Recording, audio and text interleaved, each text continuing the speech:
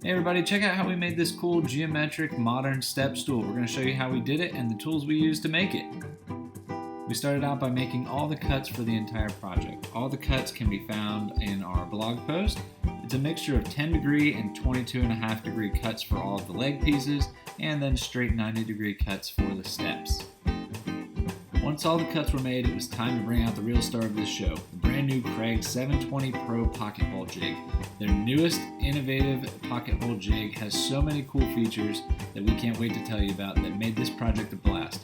As you can see, they have an onboard storage system for their drill bits, and the big feature, their Auto Max clamping system. This means you don't have to adjust for the thickness of a wood anymore when you're clamping in your piece.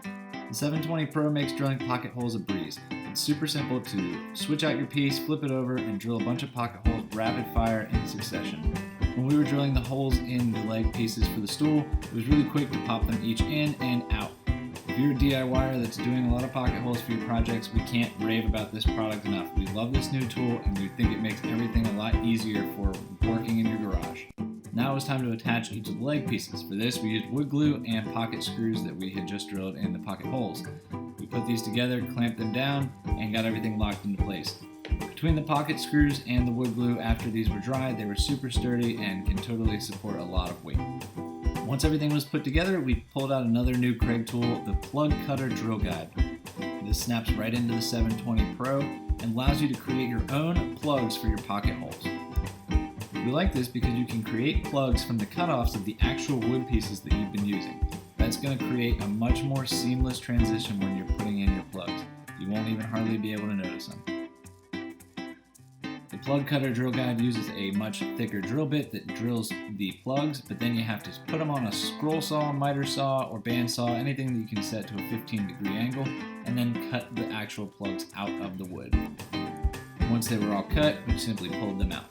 They might look a little rough right here, but once you put them into the holes with wood glue and then sand them down smooth, they totally fit smoothly and seamlessly and look great.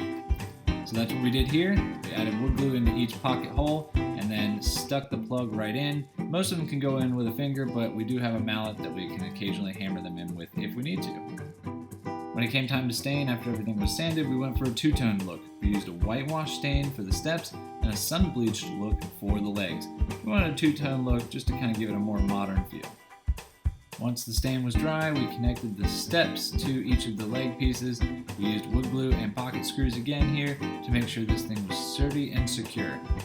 We love how this modern step stool turned out, and it's a great little look in our half bath for our son. He's in potty training right now, and this really helps him reach the sink. We love it. If you want to get the plans for this, make sure to check out our blog post at charlestoncrafted.com.